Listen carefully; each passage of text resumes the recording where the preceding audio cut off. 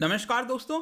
I am sure कि आपको Elon Musk के बारे में तो पता ही होगा कि कौन से बिजनेस के अंदर वो इन्वॉल्व हैं। स्पेशली आपको जो टेस्ला की कार्स हैं उसके बारे में पता होगा, लेकिन इसके साथ साथ आपको ये भी ध्यान होना चाहिए कि भारत के अंदर एक बड़े पैमाने पर यहां पर जो ट्रांसपोर्टेशन सेक्टर है उसके अंदर बड़े बदलाव करने की कोशिश की जा रही है। Hyper loop, I am sure आपने सुना होगा, वर्जिन हाइपर लूप, जो कि एलॉन मस्क का भी उसके अंदर इन्वेस्टमेंट है। इसको लेकर अब यहां पर क्या हुआ है कि मुकेश अंबानी की जो कंपनी है रिलायंस, उन्होंने कुछ ऐसे डिसीजंस लिए हैं जिसकी वजह से आप कह सकते हो कि भारत के अंदर आगे आने वाले समय में डायरेक्ट दोनों के अंदर आपको कंपटीशन देखने को मिलेगा। यहां पर आप न्यूज देख सकते हो, Reliance Industries ups stake in sky train incorporation to 54%। तो बेसिकली यूएस की एक कंपनी है स्काई ट्रेन, उनके अंदर 50 से भी ज्यादा परसेंट हिस्सेदारी रिलायंस ने खरीद लिया है। मतलब अब रिलायंस की कंपनी हो गई है ये, और इसको लेकर भारत के अंदर जो ट्रांसपोर्टेशन सिस्टम है उसको बदलाव किया जाएगा। प्लस इसके साथ साथ एनर्जी सेक्टर के अंदर भी कुछ चेंजेस हो रहे हैं। तो दोनों के बीच में कौन से कंपटीशन की हम बात कर रहे हैं, एग्जैक्टली हो क्या रहा है, हर एक डाउट्स आपका यहां पर मैं क्लियर करूंगा इस वीडियो में। तो चलिए आगे बढ़ते हैं। मैं हूं अंकित अग्रवाल, और अपडेट के लिए आप मुझे फॉलो कर सकते हैं इंस्टाग्राम, फेसबुक और ट्विटर पर। मेरे लेक्चर की हर पीडीएफ आपको फेसबुक पर तो मिलेगी ही, प्लस साथ में आप मेरा टेलीग्राम चैनल ज्वाइन कर सकते हैं by searching Ankit Agarwal official. और अगर आप यूपीएससी की तैयारी कर रहे हैं तो आपके लिए सुनहरा मौका है, स्टडी आईक्यू लैब के लिए स्मार्ट कोर्सेज, जिसके थ्रू आप अपनी प्रिपरेशन और भी ज्यादा अच्छे तरीके से कर सकते हैं। तो यहां पर सबसे पहले देखते हैं दोस्तों हुआ क्या है। तो जो दोनों बिलियनियर्स हैं वो हो सकता है कि आगे चलकर दोनों के बीच में अच्छा खासा कंपटीशन आपको देखने को मिलेगा। एक तो मुकेश अंबानी है एशिया के रिचेस्ट पर्सन, और जो फाउंडर हैं स्पेस एक्स और टेस्ला के एलॉन मस्क, जो कि रिसेंटली आपको ध्यान होगा ये वर्ल्ड के रिचेस्ट पर्सन बन गए थे। तो जो अंबानी की कंपनी है रिलायंस इंडस्ट्रीज, उन्होंने क्या किया है, यूएस की एक ट्रांसपोर्टेशन कंपनी है जिसका नाम है स्काई ट्रेन, ठीक है, स्काई ट्रेन नाम है, जो कि पॉड टैक्सीज बनाती है। मैं आपको इसके बारे में आगे बताऊंगा पॉड टैक्सीज के बारे में। बेसिकली यहां पर एक शहर के अंदर, जैसे दिल्ली के अंदर, दिल्ली से आपको गुड़गांव जाना है, एक एरिया से दूसरे जगह जाना है, तो अपने खुद की कार जैसा कंफर्ट आपको मिलेगा, लेकिन ये पॉड की तरह होगा, पब्लिक ट्रांसपोर्टेशन की तरह है, लेकिन आपको फील जो है वो प्राइवेट कार की तरह देखने को मिलेगा। तो इसको यहां पर डेवलप किया जाता है स्काई ट्रेन के द्वारा, जिसको अब यहां पर रिलायंस ने एक्वायर कर लिया है। रिलायंस इंडस्ट्रीज के अंदर एक सब्सिडरी कंपनी है उनकी, इसका नाम है रिलायंस स्ट्रैटेजिक बिजनेस वेंचर्स। इन्होंने क्या किया था, 2019 में सबसे पहले इस कंपनी के अंदर, स्काई ट्रेन के अंदर 12% हिस्सा खरीदा था। फिर आगे चलकर 2018 में 12% खरीदा, फिर 2019 में आगे चलकर अपना हिस्सा 17% कर लिया, और आगे चलकर 2020 में आप देख सकते हो 26% कर लिया। लेकिन जैसा मैंने बताया है, अब फाइनली जो न्यूज आई है 50% से ज्यादा हिस्सा रिलायंस का हो गया, मतलब रिलायंस ने उसको एक्वायर कर लिया है। तो यहां पर जो स्काई ट्रेन है और जो एलॉन मस्क की कंपनी है हाइपर लूप, दोनों का क्या बिजनेस है, बेसिकली दोनों लोग पॉड टैक्सीज बनाते हैं।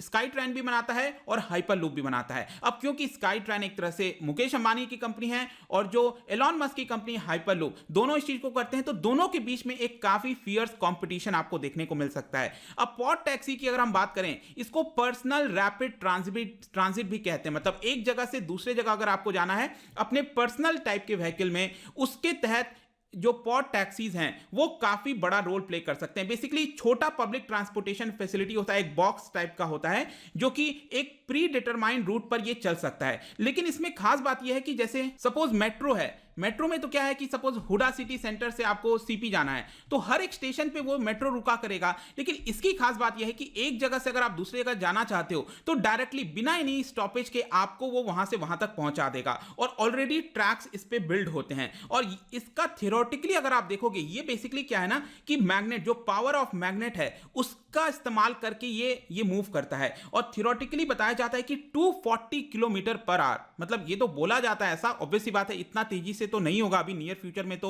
इतना नहीं दिखता है क्योंकि सिटी की हम बात कर रहे हैं अभी के लिए, तो ये इतने तेजी से भी चल सकता है ऐसा बताया जाता है। जहां तक हाइपर लूप की बात है भारत के अंदर, तो ऑलरेडी उनके 3 प्रोजेक्ट्स चल रहे हैं भारत में। एक तो मुंबई और पुणे को कनेक्ट किया जाए, जल्दी से लोग एक जगह से दूसरे जगह जा सकें। इसके अलावा अगर आप में से कोई बैंगलोर के बारे में जानता है तो थोड़ा सा डिस्टेंस आपको मिलेगा, मिलेगा। जो बैंगलोर शहर है और जो एयरपोर्ट है, दोनों के बीच में थोड़ा डिस्टेंस है, तो वहां पर कनेक्टिविटी अच्छे से हो सके, इसको भी कोशिश की जा रही है बैंगलोर वाला प्रोजेक्ट। और तीसरा एक और प्रोजेक्ट है चंडीगढ़ और न्यू दिल्ली, दोनों के बीच में और तेजी से कनेक्टिविटी बढ़ाई जाए। इसके लिए जो हाइपरलूप है, वर्जिन हाइपरलूप, जो कि एलॉन मस्क की कंपनी है, वो 3 प्रोजेक्ट के ऊपर भारत के अंदर ऑलरेडी काम कर रही है। आप देख सकते हो ये हाइपरलूप वाला सिस्टम ऑलरेडी भारत के लिए लाया गया था। इसमें भारत का आपको फ्लैग भी दिख रहा होगा। ये मुंबई पुणे की कनेक्टिविटी के लिए एक्सपेरिमेंट के तौर पर इसको लाया गया है। तो ये वाली ऐसी चीजें करने की कोशिश की जा रही है। जहां तक स्काई ट्रेन की बात है, तो जब रिलायंस ने रेगुलेटरी फाइलिंग के अंदर बताया कि हमने इतना एक्वायर किया है, उन्होंने ये बताया कि स्काई जो ट्रेन है, जो कंपनी है, उन्होंने break through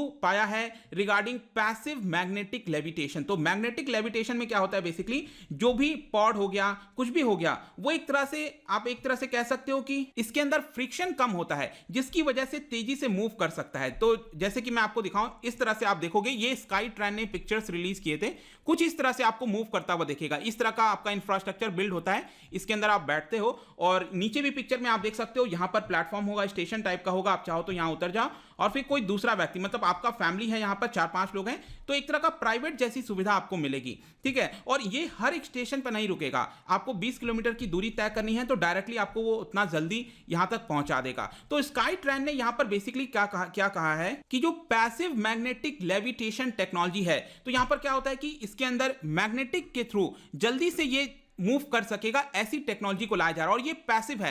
I am sure आपने मैगलेव ट्रेन के बारे में सुना होगा। वो क्या होता है, वो एक्टिव मैग्नेटिक लेविटेशन टेक्नोलॉजी पर काम करता है। एक्टिव वाले में क्या होता है कि वहां पर इलेक्ट्रिसिटी का ज्यादा इस्तेमाल होता है, लेकिन ये जो पैसिव मैग्नेटिक लेविटेशन टेक्नोलॉजी है, जो कि स्काई ट्रेन यूज करने वाला है, इसमें जो इलेक्ट्रिसिटी का कंजम्पशन है वो बहुत कम होता है। तो यहां पर सबसे पहले तो आप यूं समझो कि फास्ट है, सेफ है, ग्रीन है, इकोनॉमिकल मैनर में किया जा सकता है। यहां पर जो इंफॉर्मेशन टेक्नोलॉजी का इस्तेमाल है, टेलीकॉम हो गया, इंटरनेट ऑफ थिंग्स हो गया, इन सभी का इस्तेमाल करके यहां पर ट्रांसपोर्टेशन सिस्टम के अंदर आप कह सकते हो कि एक तरह का रिवोल्यूशन लाने की कोशिश की जा रही है। ये driverless personal rapid transit system हो सकता है हर एक व्यक्ति के लिए, अगर आपको अकेले इसके अंदर भी ट्रैवल करना है और आप प्राइवेट जैसा फील करना चाहते हैं।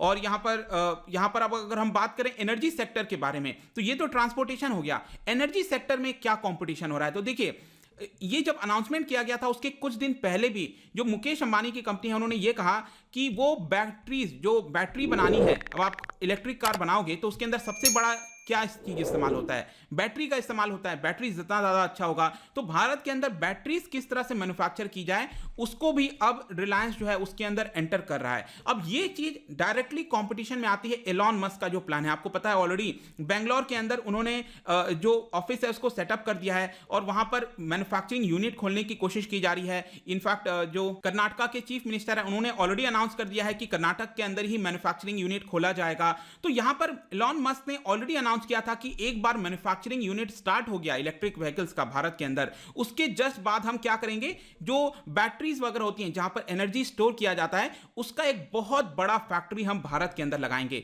तो यहां पर एलॉन मस्क भी यही कह रहे हैं और जो रिलायंस कंपनी है उन्होंने भी अनाउंस किया है कि हम बैटरीज की मैन्युफैक्चरिंग करेंगे। तो ये एनर्जी सेक्टर के अंदर भी आप कह सकते हो दोनों का कंपटीशन देखने वाला है। एक तरफ ट्रांसपोर्टेशन हो गया, एक तरफ एनर्जी हो गया। लेकिन सबसे बड़ा एक और क्वेश्चन आता है कि क्या विश्व भर में क्या ये स्काई ट्रेन और हाइपरलूप ही, क्या यही दो कंपनी है, क्या इसमें और कोई कंपनी नहीं है जो कि कंपटीशन में आ सकती है? तो देखिए, थोड़ा सा पॉड टैक्सी के बारे में और हम बताते हैं। भारत के अंदर क्या हुआ है, सबसे पहली बार इसको इंट्रोड्यूस करने का जो आइडिया है वो हमारे ट्रांसपोर्ट और हाईवे जो मिनिस्टर हैं नितिन गडकरी साहब, 2016 में उन्होंने इसके बारे में अनाउंसमेंट किया था। फिर 2017 में क्या हुआ कि जो नीति आयोग का पैनल है उन्होंने क्लियरेंस दे दिया और यह कहा कि 3 रैपिड ट्रांसपोर्ट सिस्टम को हम टेस्ट करेंगे भारत के अंदर। पॉड जो टैक्सीज हैं उसको हम टेस्ट करने की कोशिश करेंगे और जो भी अच्छा होगा इसको इंप्लीमेंट करेंगे। तो यहां पर 3 कैंडिडेट्स सेलेक्ट किए गए थे। एक न्यूजीलैंड की कंपनी है मेट्रिनो पर्सनल रैपिड ट्रांजिट, यूके की कंपनी है अल्ट्रा ग्लोबल पीआरटी और यूएस की कंपनी जो कि मैंने आपको बताया रिलायंस ने इसको परचेज कर लिया है, स्काई ट्रेन।